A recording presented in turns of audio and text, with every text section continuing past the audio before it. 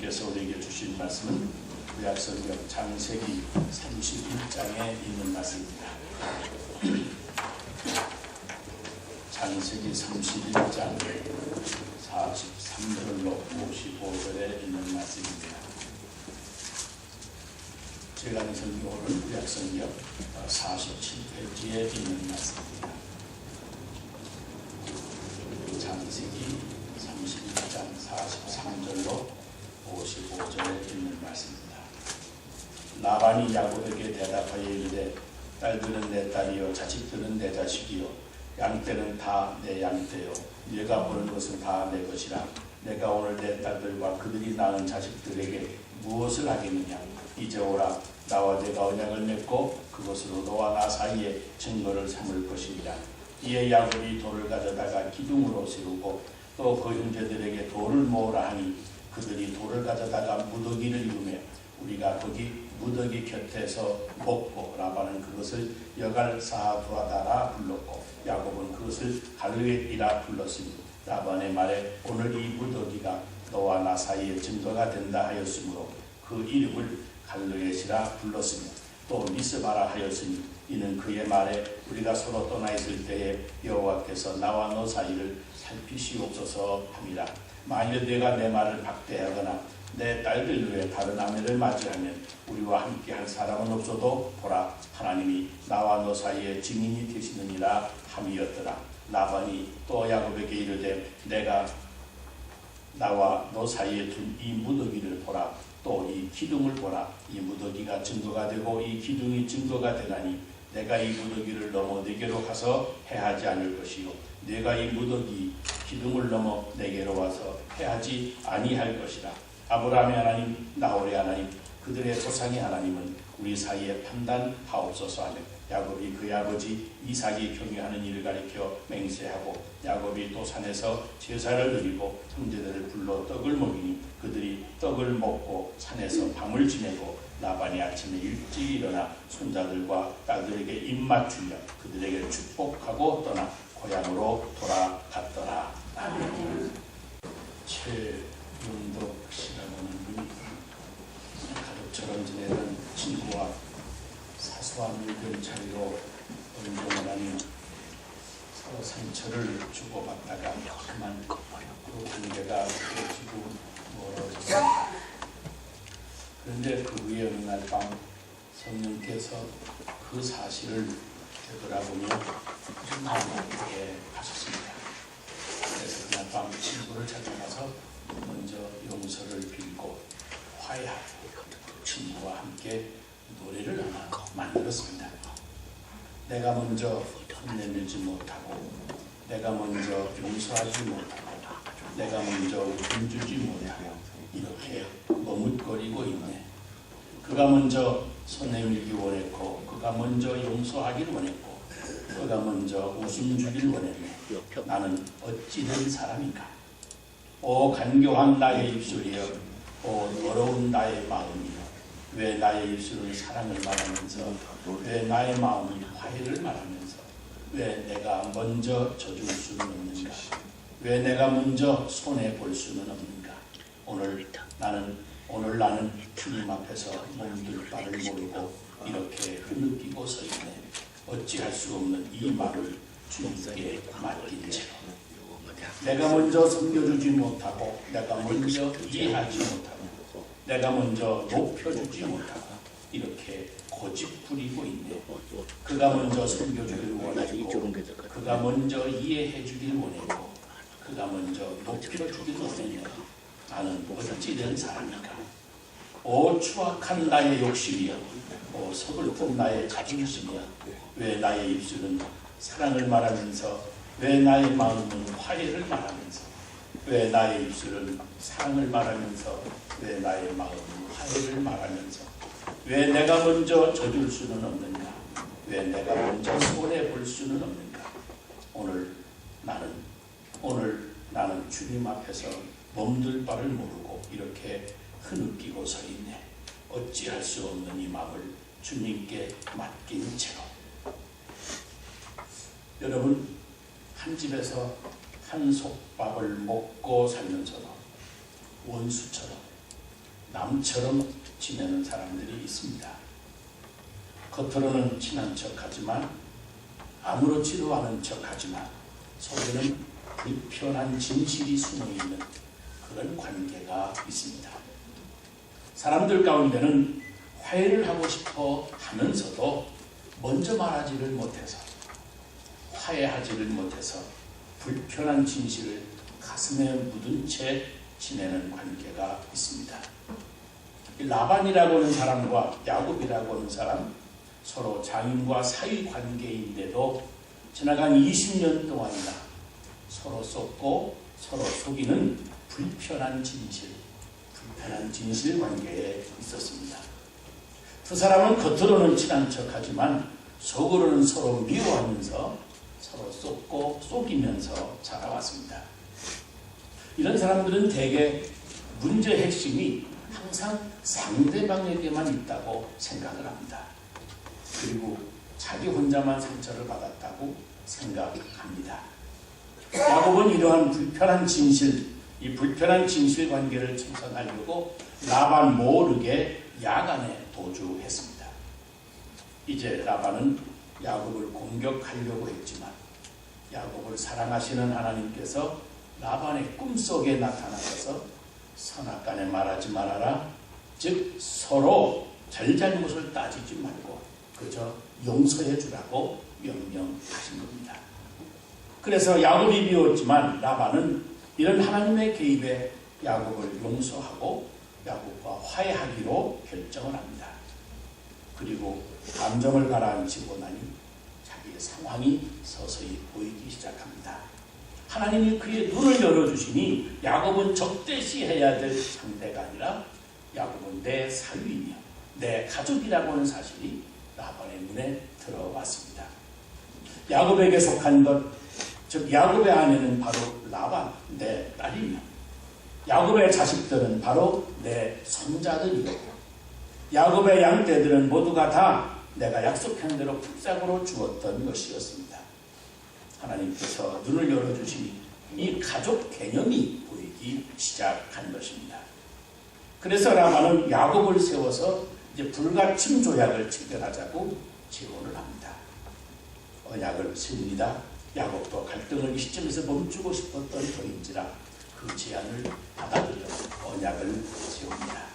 즉시 돌기둥을 세우고 형제들에게 돌을 모으라고 해서 커다란 돌 무더기를 세웁니다. 그들이 돌 무더기를 다 만들어 놓고 먹었더라. 여기 먹었더라고 하는 이야기는 그들이 온전히 화해했다고 하는 것을 보여줍니다. 여러분, 세상에는 남을 용서하는 사람도 있고 남을 용서하지 못하고 그대로 사는 사람도 있습니다.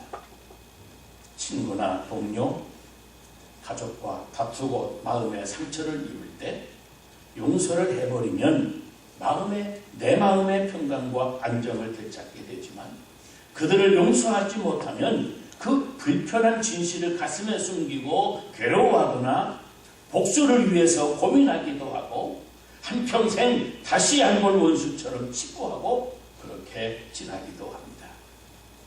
그런데 심리학자들의 말에 의하면 이유 없이 가끔 토하는 사람, 그 사람은 그 속에 분노의 감정을 해결하지 못해서 그렇고 육체적으로 아무런 이상이 없는데 괜히 손과 발이 저리고 자주 마비되는 사람도 누군가를 용서하지 못하는 마음이 그만 변이 되어서 그렇다고 합니다. 그리고 그 마음속의 분노의 문제, 이 갈등의 문제, 이 용서의 문제를 해결하지 못하는 사람들에게는 암세포가 꾸준히 생성되기도 하고 신경통에 위궤양이 생기거나 그리고 밥만 먹으면 이유 없이 설사를 하는 경우도 있다고 합니다. 미국 스탠포드 대학교의 용서 프로젝트에서 입사했던 여기 벳 러스킨 박사는 수년 동안 심리학과 이 의학을 접목을 시킨 연구를 바탕으로 해서 용서라고 하는 책을 썼습니다. 그러니 책에서 사람은 용서할 때 이 스트레스와 분노가 감소되어지고 내 마음의 평화를 유지하고 그리고 건강하고 행복하게 된다고 결론을 내렸습니다. 유대인의 탈무드에도 당신이 남에게 복수하면 그 기쁨은 잠깐이지만 당신이 남을 용서해버리면 그 기쁨은 영원하다고 지적을 합니다. 필립 얀시라고 하는 분은 놀라운 하나님의 은혜라고 하는 책에서 이렇게 말을 합니다. 용서로 치유받는 최초의 그리고 많은 경우에 유일한 사람은 바로 용서하는 자이다. 진실된 용서는 포로에게 자유를 준다. 그리고 나면 자기가 풀어준 포로가 바로 자기 자신이었음을 깨닫게 된다 그랬습니다. 여러분, 세상을 살다 보면 우리는 아주 독한 화살에 맞을 때가 많이 있습니다. 친구에게 심지어 남편을 빼앗긴 사람이 있습니다. 친구에게 돈을 사기당한 사람도 있습니다. 심한 모독을 당한 사람도 있습니다. 주변 사람들로부터 집단 따돌림을 당한 사람도 있습니다. 모두가 다 화살을 맞은 사람들입니다. 이때 화살을 빼고 상처를 빨리 치료할 생각은 하지 않고 어떤 놈이 나에게 화살을 쏘아서 그 놈이 나에게 화살을 쏘아 그럴 수가 있어 그러면서 그 원수를 찾아다니는 겁니다. 원수를 그 독과 함께 품고 사는 겁니다. 결국 자기가 죽습니다. 바보 같은 짓입니다. 그러나 용서는 위대한 힘이 있습니다. 병든 몸을 치료하는 능력이 있고 흐트러진 인격을 가다듬어주는 위대한 힘이 있고 또한 우리의 영혼을 풍성하게 하는 놀라운 능력도 있습니다. 우리 기독교의 진리가 용서요, 복음의 내용이 용서이고 여러분 십자가의 의미가 바로 용서입니다. 우리 기독교에서 용서를 빼고 나면 아무것도 남는 것이 없고 십자가로부터 용서를 취하고 나면 나무 토막 2개가 남아있을 뿐입니다. 여러분, 우리 기독교는 용서로 시작해서 용서로 마치는 종교입니다. 용서하고 용서받고 용서하고 용서받지 못하면 누구에게든지 평안도 없고 천국도 없습니다. 용서는 하나님의 성품입니다. 용서는 사람들의 성품이 아닙니다. 그러므로 내가 누군가를 지금 용서하고 있다고 하는 것은 내가 하나님의 마음을 품고 하나님의 성품으로 살아가고 있는 겁니다. 그래서 누구든지 교회 처음 나오면 하나님의 용서를 체험함으로 그리스도인이 됩니다. 우리가 이 땅에 살아가면서 이웃에게 오해를 받고 거절을 당하고 비판과 냉대를 당하고 억울함이 있을 때 여러분 어떻게 그들을 용서할 수가 있겠습니까? 용서는 내 힘으로는 불가능합니다. 내 의지나 내 노력으로도 불가능한 겁니다. 그래서 용서의 능력을 잃어버렸던 그리스도인들이 주님의 전에 나와서 하나님의 마음, 이 성령의 선물, 용서의 능력을 받아가는 것이 바로 신앙생활입니다. 용서의 능력은 기도하는 사람들에게 주시는 성령의 선물입니다. 누가 용서할 수 있습니까? 기도하는 자가 용서할 수 있습니다. 그리고 우리가 연약한 존재라고 하는 사실을 인정할 때 비로소 용서가 가능해집니다. 나도 상처를 주었습니다. 나만 상처를 받았다고 말해서는 안 됩니다. 그 사람의 가슴을 들여다보면 그 사람의 가슴에서도 상처받은 신음소리가 먼저 들리게 될 겁니다. 우리 모두는 연약한 존재이기 때문에 내가 상처를 주는 만큼 상처를 받습니다. 그래서 우리는 그 연약함을 이해할 때, 그럴 때 용서가 가능해집니다. 내가 아프듯이 저 사람도 아파하고 있습니다. 심지어 가까운 부부관계에도 마찬가지입니다. 그런데 중요한 것 하나는 용서는 나의 선택사항이 아니라고 하는 사실입니다. 하나님의 명령입니다. 용서는 하나님께서 내게 주시는 권면이 아니고 준엄한 하나님의 명령입니다. 하나님은 당신의 자녀들에게 나는 너에게 나의 성품을 나누어 주었다. 내가 나의 용서의 권능을 너에게 나누어 주었으니 이제는 서로 용서하라고 명령하십니다. 성경은 용서할 기분이 들면 그때 용서하라고 말씀하지 않았습니다. 너희들의 의지, 너희들의 노력으로 용서하라고 말씀하시지도 않았습니다. 왜냐하면 그것은 우리에게 불가능하기 때문입니다. 우리의 감정과 기분을 따라서 우리가 기도하라고 한다면 아마 하나님 저 사람에게 진노를 내려주시옵소서, 지금껏 나에게 아픔을 준 저 사람에게 벼락을 떨어지게 해주시옵소서, 아마 그렇게 기도하는 것이 뻔할 겁니다. 용서의 문제를 감정적으로 접근하면 용서할 수 있는 사람이 지구상에 하나도 없습니다. 그러나 내 기분이 내키지 않음에도 불구하고 세상 모든 사람이 다 이 사람을 용서할 수 없는 사람이라고 함에도 불구하고 그 사람을 가장 먼저 용서하라, 사랑하라 주님은 말씀하십니다. 그리고 그 말씀에 순종하면 신의 역사가 일어나게 되어 있습니다. 그러므로 하나님의 자녀들이 할 수 있는 유일한 선택은 하나님의 명령에 순종해서 용서하는 것입니다. 우리가 할 수 있는 유일한 대답은 네, 순종하겠습니다, 용서하겠습니다 하는 것 뿐입니다. 이 용서의 문제를 해결하지 못하고 사는 사람은 지금 잘 살고 있는 사람이 아닙니다. 불순종하고 있는 겁니다.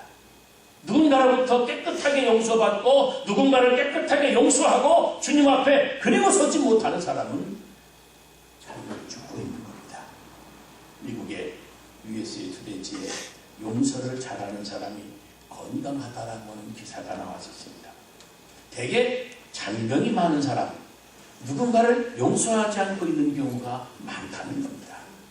남을 용서할 줄 아는 사람이 정신적으로나 육체적으로나 건강하고 그 사람이 장수하는 삶을 살더라고 하는 겁니다. 미국의 대표적인 영화사 MG의 주로 올드윈 메이어라고 하지 않습니까? 그 설립자 메이어는 어렸을 적에 친구에게 많이 맞았답니다.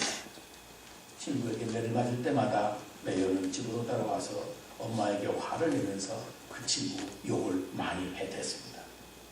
그러다 하루는 어머니가 메이어를 데리고 뒷산으로 올라갔습니다. 뒷산에 올라가서 메이어에게 말합니다. 그 친구에게 심한 욕을 하라. 메이어가 앞에 있는 산을 향해서 소리쳤습니다. 야, 이 나쁜 놈아, 이 죽일 놈아, 이 못된 놈아. 근데 조금 있으니까 그 소리가 악산으로부터 메아리 쳐서 다시 10배나 더 큰 소리로 자기에게 돌아오는 겁니다. 메이어가 깜짝 놀랐습니다. 겁이 났습니다. 바로 그때 어머니가 이제 그 친구에게 욕하지 말고 하나님이 너를 축복해 주기를 원한다, 축복받아라, 크게 외쳐보라고 또 시킵니다. 메이어가 그렇게 합니다. 자기 자신에게 10배나 더 큰 축복의 말로 그 메이어가 돌아왔습니다. 그때 메이어는 남을 향해서 한 번 욕을 하면 그것이 10배가 되어 나한테 욕으로 돌아오고, 남을 한 번 축복하면 그것이 10배나 더 큰 축복이 되어 돌아온다고 하는 사실을 깨닫고 그렇게 욕하던 친구를 용서해 주었습니다. 그리고 그때부터 어떤 사람이든 절대 비판하지 아니하고 그를 칭찬하고 축복하며 살기로 노력을 했습니다. 그 결과 매년 매출 12억 달러의 세계적인 MGM 영화회사를 설립하고 많은 사람들에게 존경을 받는 성공적인 인생을 살게 되었습니다. 여러분도 이 작은 것이지만 대단히 심각한 겁니다. 그러지 않은 일로 얽힌 모든 친구들, 모든 이웃에 대해서 용서를 실천하는 사람에 대해서 건강 장수하고 존경받고 사랑받는 성도 여러분이 다 되시기를 주의 이름으로 축원합니다. 우리가 화해를 하려고 할 때 제일 먼저 만나는 커다란 장애물이 있습니다.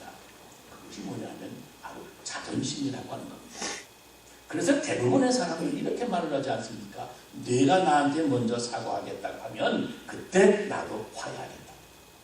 절대로 내가 먼저 잘못하겠다고는 하지 않겠다고 하는 겁니다. 그런데 성령의 사람이 되고 싶으면 여러분, 이 자존심이라고 하는 장애물 내가 먼저 스스로 제거해야만 됩니다. 조금 창피당하는 것 같고 좀 내 명예가 상처를 받는 것 같을지 모릅니다. 그러나 용감하게 먼저 화해의 손짓을 내밀어야 됩니다.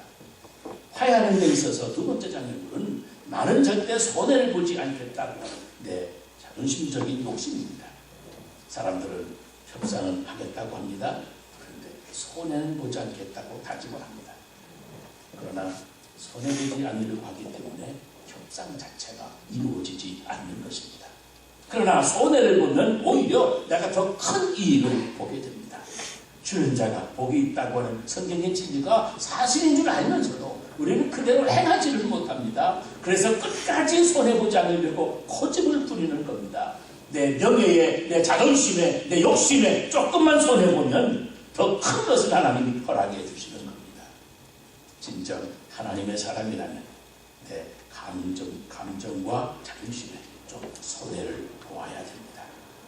타협을 할 일은 여러분, 자존심과 내가 이익을 챙기려고 하는 마음, 이 두 가지를 버려야 됩니다. 그럴 때 비로소 하나님이 개입하시고 놀라우게 그 두 분 사이에 역사해 주실 것입니다. 야곱이 라반과 화해하는 것을 통해서 우리가 또 하나 발견하는 사실은 화해와 이 평화를 위해서는 하나님께서 개입해 주셔야만 역사가 일어난다고 하는 사실입니다. 인간끼리의 관계에서는 이 화합한다고 하지만 그게 그렇게 오래가지를 못합니다. 하나님의 은혜가, 하나님의 은총이 거기에 개입이 되어야 됩니다. 하나님께서 양쪽을 다 치유해 주시고 그리고 두 분 사이에 복을 주셔야 그 화해가 영원히 지속되어지는 겁니다. 여기 보면 54절 말씀을 보세요. 함께 제사를 드리고 떡을 나누고 함께 밤을 지새웠습니다. 얼마나 아름다운 모습입니까? 56절을 또 보세요. 라반이 아침에 일찍 일어나서 손자들과 딸들에게 입을 맞추어주고 그들을 축복해주고 그리고 떠나서 고향으로 돌아갔습니다. 전날 밤만 하더라도 하룻밤만 전에 하더라도 상상도 못했던 이야기 아닙니까? 라반은 밤새도록 야곱의 가족들과 함께 음식을 나누고 회포를 풀고 딸을 부탁하고 아침에 일찍 일어나서 손자들과 딸들에게 입을 맞추게 되어집니다. 라반의 눈에 눈물이 고였을 겁니다. 이러한 화해의 역사가 여러분들 가정에 있기를 원합니다. 부모, 부부 또는 직장에서의 갈등이 이런 화해 사역을 통해서 사라지기를 원합니다. 우리 교회와 구역 또 선교회 작은 공동체 안에서 이런 화해의 역사가 일어나기를 바랍니다. 몇 년 전 한국 전라도 순천이라고 하는 곳에 부흥회를 인도하러 갔다가 우리 한국교회 믿음의 선조였던 손양원 목사님의 기념관이 있는 그 애양원이라고 하는 것을 방문해 보았습니다. 그 손양원 목사님의 딸이 손동희 권사님이라고 하는 분인데 이분이 자기의 아버지였던 손양원 목사님의 모습을 이렇게 기억을 하고 있습니다. 그 후 3년이 지난 1948년 10월 19일 내 나이 16세 되던 때의 일을 똑똑히 기억합니다. 공산주의 사상에 물든 청년들이 여수 순천에서 대폭동을 일으켰습니다. 이 폭동은 걷잡을 수 없는 소용돌이 속에 휘말리게 되어 결국 참혹한 양면학살의 유혈극을 몰고 왔습니다. 이 작은 도시에서 일주일간 죽은 사망자 수는 3,500명이며 500명은 행방불명이 되었습니다. 그때 큰 오빠 나이는 25살, 작은 오빠는 19살이었는데 난데없이 오빠의 같은 학교 학우들인 좌익 학생들이 문을 박차고 들이닥쳤습니다. 그들은 두 오빠를 끄집어내어 땅바닥에 엎어놓고는 얼굴이고 머리고 닥치는 대로 발로 차고 마구 짓밟았습니다. 그리고는 피투성이가 된 두 오빠를 들고 사형집행장인 순천경찰서로 갔습니다. 오빠들은 소위 인민재탄대라고 하는 곳에 소개되었습니다. 그 제목은 예술쟁이, 또 큰오빠가 미국 유학을 꿈꾸고 있다고 해서 미제국주의 앞잡이라고 하는 것이었습니다. 순천경찰서 뒷뜰에 사형대를 설치해놓고 오빠들을 그 사형대에 묶었습니다. 그리고는 동인아, 너 그 지독한 예수 사상 뽑아버리고 우리 공산주의를 받아들여 우리와 협력할 수 있으면 살려주겠다. 어떻게 할 테냐 하고 물었습니다. 그러나 큰오빠의 대답은 그건 할 수 없다. 왜 같은 동족끼리 꼭 이렇게 해야만 되느냐. 너희들도 이런 악한 짓 그만하고 예수 믿어야 우리나라가 복을 받는다. 너희들은 비록 내 육신은 죽일 수 있으나 내 영혼은 죽일 수가 없다. 그렇게 말하자 큰오빠의 두 눈을 수건으로 가리니 마지막 할 말이 없느냐고 또 물었습니다. 큰오빠는 찬송을 한 곡 부르고 죽겠다고 하면서 하늘 가는 밝은 길이 찬송을 부리고는 아버지여 내 영혼을 하는 순간 날아오는 총알을 받고 쓰러졌습니다. 이 광경을 지켜보고 있던 작은 오빠는 피를 흘리고 쓰러진 큰 오빠 시체를 끌어안고 한참이나 계속 통곡을 하다가 벌떡 일어나더니 좌익 학생들을 향하여 큰 소리로 외쳤습니다. 왜 죄 없는 사람을 죽입니까? 나도 내 형이 간 천국에 가겠습니다. 내 신앙도 형님의 신앙과 똑같습니다. 그러면서 양팔을 펴들고 자, 총을 만들 테니 너희들이 하고 싶은 대로 내게 총을 쏘아라 하고 외치자 수발의 총탄이 날아와서 작은 오빠마저 큰 오빠 곁에 쓰러지고 말았습니다. 그 두 오빠의 시체는 애향은 나환자촌에 운반되었고 어머니는 두 오빠의 시체를 끌어안고 봄이나 붕신하며 울다가 결국 기절하여 쓰러지고 또 쓰러졌습니다. 온 애양원 나환자들도 두 오빠 시체를 앞에 놓고 애양원이 떠나가도록 통보되었습니다. 두 오빠 장례식에서 우리 아버지 손양원 목사님은 모든 눈물을 속으로 삼킨 채 장례식 답사를 통하여 9가지 감사 신앙 고백을 드렸습니다. 첫째, 나 같은 죄인의 혈통에서 순교의 자식이 나게 하셨으니 하나님께 감사합니다. 둘째, 허다한 많은 성도들 중에 어찌 이런 고백을 주께서 하필 나에게 맡겨주셨는지 감사합니다. 셋째, 삼남 삼녀 중에서도 가장 아름다운 두 아들 장자 차자를 바치게 된 나의 축복을 인하여 감사합니다. 넷째, 한 아들의 순교도 귀하거늘 하물며 두 아들의 순교이라니요. 다섯째, 예수 믿다가 와석 종신하는 것도 큰 복이라 하거늘 하물며 전도하다 총살 순교 당하다니요.